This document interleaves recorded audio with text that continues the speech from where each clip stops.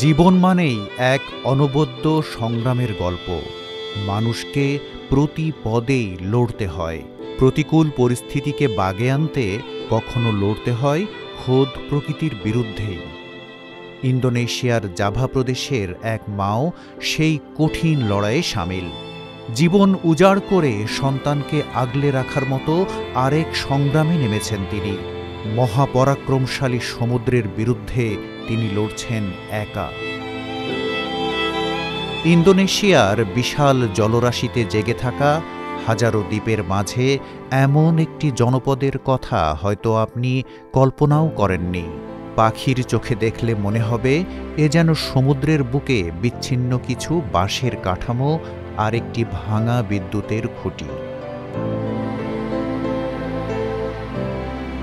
তবে আসল গল্পটা একেবারেই আলাদা। এই সমুদ্রেই সংগ্রাম করে বছরের পর বছর ধরে বসবাস করছেন পরিজা এবং তার পরিবার। চলছে প্রকৃতির সাথে এক মায়ের লড়াই। প্রকৃতি তাকে ভাসিয়ে নিয়ে ডুবিয়ে দিতে চাইলেও তিনি সন্তানের মতোই আগলে রেখেছেন প্রকৃতিকে। এক সময়ের শুকনো এলাকা রেজোসারি সেনিক এখন ঢেউয়ের আঘাতে জর্জরিত। পরিজার বাড়ির দোরগোড়ায় সবসময় পানি থাকে, চারিদিকে জলাধার। তার বসবাসের জায়গা থেকে নিকটতম শুকনো জমিটির দূরত্ব এখন 2 কিলোমিটার। এটি কেবল একটি বাড়ির গল্প নয়, এটি জলবায়ু পরিবর্তন এবং অপরিকল্পিত উন্নয়নের এক নির্মম চিত্র।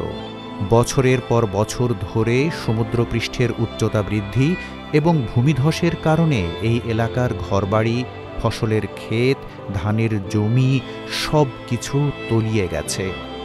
যেখানে একসময় মানুষের গ্যারেজে গাড়ি দেখা যেত, সেখানে পরিজার বাড়ির পাশে বাঁধা থাকে একটি নীল রঙের প্লাস্টিকের নৌকা।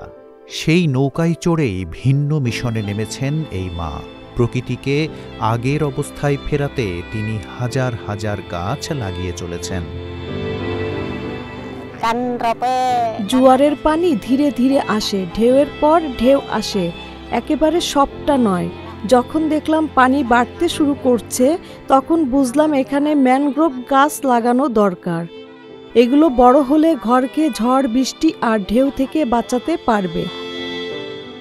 প্রতি বছর প্রায় 15,000 ম্যানগ্রোভের চারা লাগান 55 বছর বয়সী পরিজা। এই গাছগুলোই এখন তার ঘরবাড়ির একমাত্র প্রতিরক্ষা। ইন্দোনেশিয়ার অনেকের কাছেই এই নামে তিনি পরিচিত। প্রতিদিন নৌকায় করে সমুদ্রের মাঝে যান তিনি।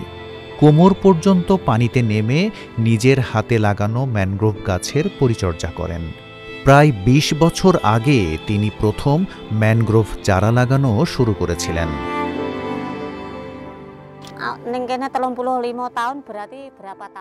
কয়েক বছর আগের কথা, যখন এখানে শুকনো জমি ছিল, তখন ধান, মরিচ, বাদাম, ভুট্টা, মিষ্টি আলু, কাসাভা সব ধরনের ফসল ফলাতে পারতাম। আর এখন সেই সব কিছুই আমাকে কিনে খেতে হয়। মাছ বিক্রি করেই চলে এই মায়ের সংসার। তার ছেলেরা প্রতিদিন সকালে মাছ ধরে, তিনি তা বাজারে বিক্রি করেন। নিজের এই পরিণতির দায় কার, তাও জানেন পরিজা।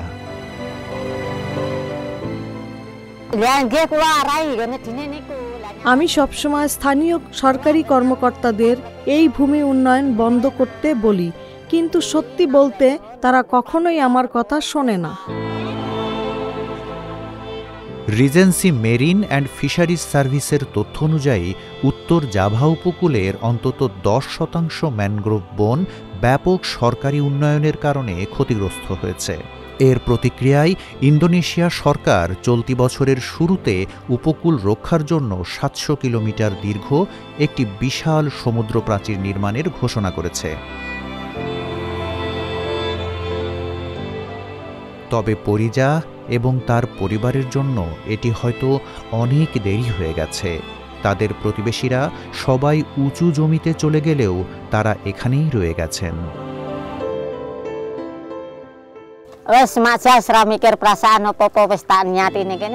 এখানে একা থাকতে কেমন লাগে তা নিয়ে আমি আর ভাবি না।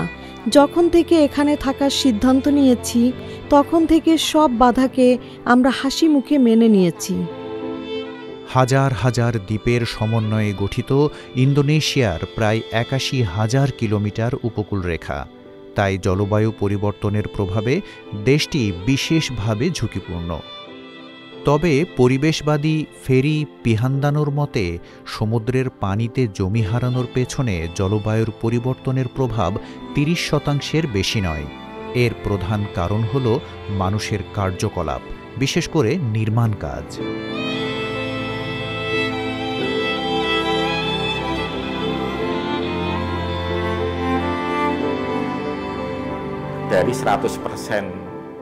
যখন ভূপৃষ্ঠের পানি অপ্রতুল হয় তখন এই নির্মাণ প্রকল্পগুলো ভূগর্ভস্থ পানি উত্তোলন করে। এটি ভূমিধসের অন্যতম প্রধান কারণ। অতিরিক্ত পরিমাণে ভূগর্ভস্থ পানির ব্যবহার করা ঠিক নয়। দ্বিতীয়ত, এই ভবন এবং তাদের ভিত্তির ওজনও ভূমিধসের কারণ ঘটায়। পরিযার এই গল্পটি শুধু টিকে থাকার নয়, প্রকৃতির সাথে লড়াইয়েরও। একদিকে জলবায়ু পরিবর্তনের হুমকি, অন্যদিকে অপরিকল্পিত উন্নয়নের আগ্রাসন। এই দুইয়ের মাঝে দাঁড়িয়েও তিনি হাল ছাড়েননি। ম্যানগ্রোভের চারা রোপণ করে তিনি শুধু নিজের ঘরবাড়ি রক্ষা করছেন না, বরং আগামী প্রজন্মের জন্য একটি সবুজ প্রাচীর গড়ে তোলার স্বপ্ন দেখছেন। তবে প্রশ্ন একটাই, কবে টনক নড়বে নীতি নির্ধারকদের? কবে তারা বুঝবেন উন্নয়নের নামে প্রকৃতির ধ্বংস ডেকে আনলে তার ফল কতটা ভয়াবহ হতে পারে?